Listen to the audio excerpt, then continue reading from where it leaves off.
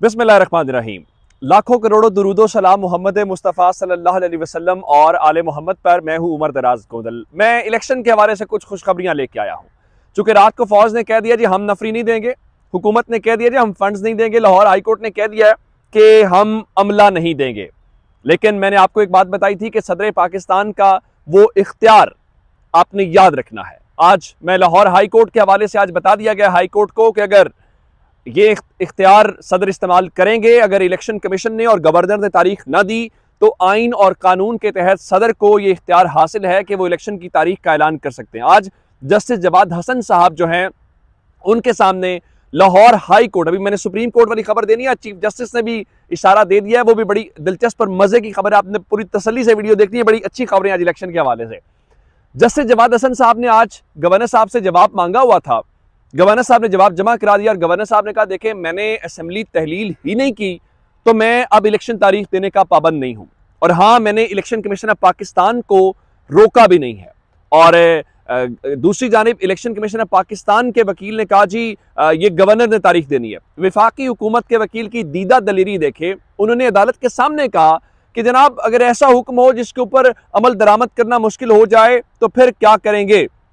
फिर उन्होंने कहा कि अगर अरबों रुपया लग जाए, इतने अखराजात हो जाएं तो क्या होगा। लेकिन सबसे जो दिलचस्प आज का मामला हमें सामने नजर आया वो इस हवाले से जो आप ये कहिए कि तहरीक इंसाफ के जो वकील थे बैरिस्टर अली जफर साहब, उन्होंने अदालत के रूबरू ये कहा कि अगर गवर्नर और इलेक्शन कमीशन तारीख न दें तो सदर इलेक्शन कमीशन की तारीख दे सकता है।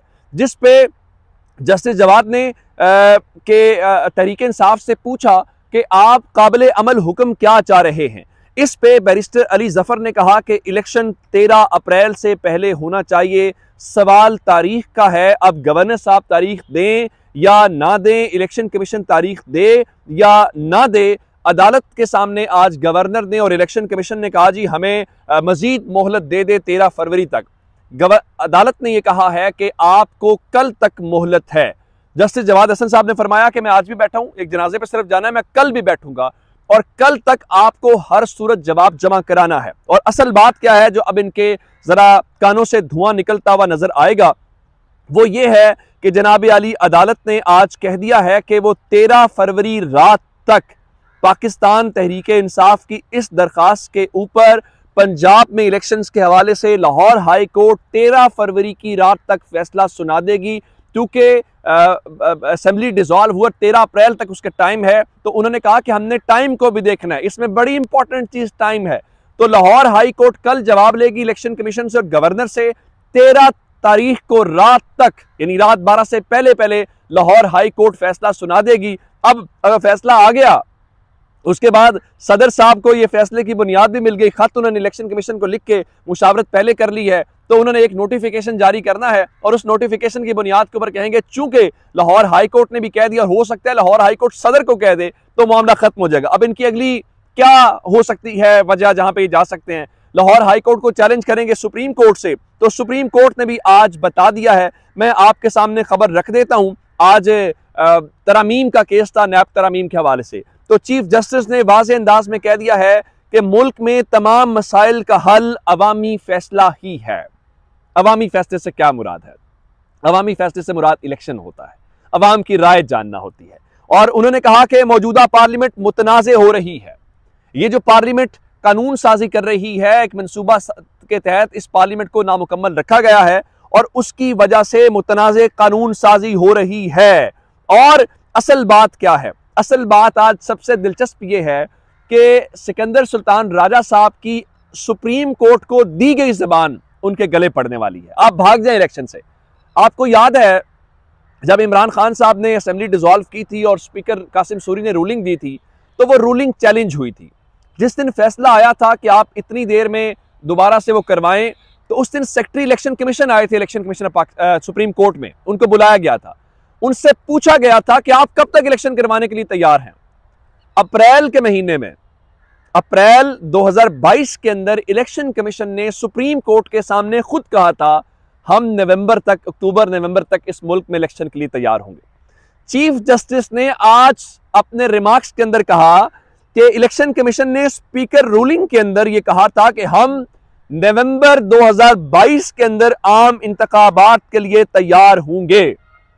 अब लाहौर हाई कोर्ट ने भी कह दिया 13 फरवरी तक फैसला सुनाएंगे, और दूसरी जानिब जो चीफ जस्टिस हैं वो कह रहे हैं कि आपने में खुद कहा था कि हम नवंबर 2022 तक करवा लेंगे, और सुप्रीम कोर्ट के सामने आपकी दी हुई जबान आपके गले पड़ने वाली है। इसका मतलब है जब सुप्रीम कोर्ट खुद कह रही है कि फिलहाल मसाइल का हल एक ही है, और वो हल क्या है? वो हल ये है कि अवाम का फैसला, क्योंकि मुल्क के अंदर जो इस वक्त शदीद तनाव और सियासी बहरान है, और अब अवाम का फैसला ही इस मसले का हल निकाल सकता है। दूसरी जानिब कौमी असम्बली की पोजीशन देखिए कि लाहौर हाई कोर्ट ने पाकिस्तान तहरीक इंसाफ के 43 अरकान के इस्तीफे वाला मामला मुअत्तल किया, और उसके बाद ये 43 अरकान आज पहुंचे नेशनल असम्बली, चूंकि इजलास था, और ये इंतजार कर रहे थे कि हमें रिटन ऑर्डर या रिटन फैसला मिल जाए लाहौर हाई कोर्ट का।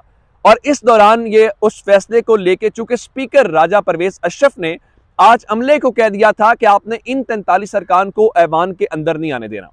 अब वो अटेस्टेड कॉपी लेके जाना चाहते थे, क्योंकि स्पीकर ने यह भी कहा जी अभी हमें नहीं मिला, तफसीली फैसला नहीं मिला, तो तफसीली फैसला मिलेगा तो उसके बाद हम उसका फैसला करेंगे। अच्छा, ये सारे अरकान इकट्ठे हुए कि हम नेशनल असम्बली में जाएंगे, तो वो जो जमहूरियत पसंद सारे हैं, जब उनको खबर मिली कि इमरान खान की पार्टी आने वाली है, तो आपको पता है हुआ क्या? कौमी असम्बली का इजलास खुद हुकूमत ने, अपोजिशन तो वहां है ही नहीं ना जी, खुद हुकूमत ने, क्योंकि राजा रियाज को भी तो हुकूमत ही गिना जाएगा, राजा रियाज ने तहरीक इंसाफ का इतना बड़ा नुकसान कर दिया, मैं आपको बताना चाहता हूँ। राजा रियाज ने कहा जी मुझे इमरान खान चल के भी आए तो मैं टिकट नहीं लूंगा। मेरे ख्याल है बहुत बड़ा नुकसान हो गया पाकिस्तान तहरीक इंसाफ का। इतने बड़े कद काठ का रहनुमा, इतना अवामी लीडर राजा रियाज, ओए हो, अब तहरीक इंसाफ के वो टिकट नहीं लेगा तो क्या बनेगा? तहरीक इंसाफ कैसे जीतेगी? वजीर आजम कैसे बनेंगे तहरीक इंसाफ के? इमरान खान, ओहो बहुत। वो कह रहे थे हाँ मरियम नवाज मुझे कहें तो भाई आप तो कहते रहे हो कि आपने नून लीग की टिकट के ऊपर इलेक्शन लड़ना है। मुनाफकत भी अच्छे तरीके से होनी चाहिए, ऐसी मुनाफकत नहीं होनी चाहिए। अच्छा, अब जी कौमी असम्बली का जो इजलास है वो गैर मुअय्यना मुद्दत के लिए मुलतवी कर दिया गया। किस डर से? तहरीक इंसाफ के डर से। अब अंदाजा ये कर लीजिए कि ये कितने सियासी हैं। इसके ऊपर फवाद चौधरी साहब ने कहा कि इदारों का जो सवाल इस इंपोर्टेड हुकूमत में नजर आया है उसकी तारीख में मिसाल नहीं मिलती। हाई कोर्ट के मेंबरान असम्बली की बहाली के फैसले के बाद रबड़ स्टैम्प स्पीकर फिर असम्बली छोड़कर भाग गए। ऐसी स्पीकरशिप से बेहतर है आप राजा सुल्तान सिकंदर के, सिकंदर सुल्तान लिखना था, कि मुंशी लग जाएं। राजगान की नस्लों को शर्मिंदा कर दिया है आप लोगों ने। अच्छा, रही बात ये कि ये इलेक्शन, ये भी इनकार कर रहा है जी हमारे पास वो नहीं है। अब जरा खबर सुन लीजिए, पंजाब के हालात बहुत खराब है, इलेक्शन नहीं हो सकते। खैबर पख्तूनख्वा के हालात बहुत खराब है, इलेक्शन नहीं हो सकते। खबर सुनिए, बलूचिस्तान के 32 अजला में 10 माह के बाद इलेक्शन करवाने का, बल्दियाती इलेक्शन करवाने का ऐलान कर दिया गया है। गुज़श्ता साल इसके वो होने थे, अब बताया गया है कि 32 अजला की 6 म्यूनसिपल कॉरपोरेशन, 43 म्यूनसिपल कमेटियों, 790 यूनियन काउंसिल के चेयरमैन और वाइस चेयरमैन का इंतखाब किया जाएगा। बलूचिस्तान में इलेक्शन हो सकता है, 32 अजला में हो सकता है, लेकिन पंजाब और खैबर पख्तूनख्वा के हालात बहुत खराब है, यहां इलेक्शन नहीं हो सकता। और आज वो जो कल कहा सब ने जी हमारे पास अमला नहीं है, फौज ने इनकार किया, आज आइन का आर्टिकल 220, फवाद चौधरी ने कहा कि आइन के आर्टिकल 220 को पढ़ लें, कोई इदारा इलेक्शन कराने से इनकार नहीं कर सकता, ऐसा सिर्फ आइन को खत्म करके मुमकिन है। आइन का आर्टिकल 220 क्या कहता है? विफाक और सूबों के तमाम हुकाम आमला का फर्ज होगा कि वो कमिश्नर और इलेक्शन कमीशन के उसके और उनके कारहाय मनसबी की अंजाम दही में मदद करें।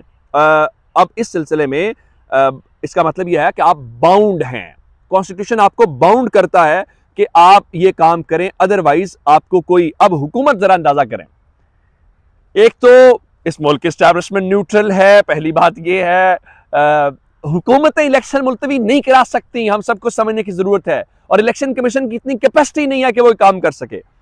खुरम दस्तगीर क्या कह रहे हैं वफाकी वजीर, जरा ड्रामेबाजियां चेक करें। वो कहते हैं जी इंतखाबात में ताखीर का कोई इम्कान नहीं है, 90 रोज में इंतखाबात होंगे, 12 जनवरी को अगर असम्बली तहलील हुई है तो 12 अप्रैल तक इलेक्शन हो जाएंगे। अच्छी बात है, हमें पता है कि आपने इलेक्शन क्यों नहीं करवाने, उसकी मैं आपको वजह बता देता हूँ। उसकी वजह यह है कि कल एक इजलास हुआ मुस्लिम लीग नून का, जिसमें उनके पार्टी के सूबाई अरकान मिले शहबाज शरीफ से। उन्होंने कहा इलेक्शंस में पार्टी को महंगाई बहा कर ले जाएगी, हल्कों में जाने के काबिल नहीं। एक्सप्रेस न्यूज की खबर लगी हुई है, शहबाज शरीफ ने बड़े तजर्बाकार, उनको पता क्या, उनका मुआशी सूरत हाल में ये समझ नहीं आ रही करें क्या। मैं बताता हूँ आप क्या करें। कल आपने 7 अरकान को अपना मुआवने खुसूसी लगाया, आज 14 को लगाइए। मसले का हल ये है। और दूसरा, बताइए कौम को कि साग डार इस मुल्क के मसले का हल है। आपके पास बड़े मुआशी मसाइल, आप बड़े तजर्बाकार, इमरान खान की गवर्नमेंट तो नालायक और इनकॉम्पिटेंट गवर्नमेंट थी, अब तो तजर्बाकार आए हैं, तो आप परेशान क्यों गए। हाँ, एक ज़रूर है कि शेख रशीद साहब की आज दरखास्त ज़मानत थी, उन्होंने कल जुडिशल मैजिस्ट्रेट का पहले मुस्तरद हुई, तो उन्होंने डिस्ट्रिक्ट एंड सेशन जज के सामने आज रखी हुई थी। और उन्होंने, आप जानते हैं कि एडिशनल सेशन जज ताहिर अब्बास सिपरा साहब की कोर्ट में की थी, वहाँ पे समाअत हुई और डिस्ट्रिक्ट एंड सेशन कोर्ट ने समाअत के बाद शेख रशीद की दरखास्त ज़मानत खारिज कर दी है। और उसके बाद मरी पुलिस जो है उसको के बाद अब उनको जुडिशल रिमांड के ऊपर जेल भेज दिया गया है। अब उम्मीद है कि कराची की पुलिस आएगी, वो उनको राहदारी रिमांड के ऊपर ले जाएगी, फिर वहाँ पे फिजिकल रिमांड होगा, फिर वहाँ पे जुडिशल रिमांड होगा, फिर वहाँ दरखास्त ज़मानत मुस्तरद हो जाएगी। ऐसे करने से पाकिस्तान की कोई खिदमत नहीं हो रही। कौन कर रहा है वो? शेख रशीद, मैंने सुबह आपको वाली वीडियो में बता दिया था, शेख रशीद ने कंधे की तरफ इशारा किया था। अपना बहुत सारा ख्याल रखिएगा। खुदा हाफिज़।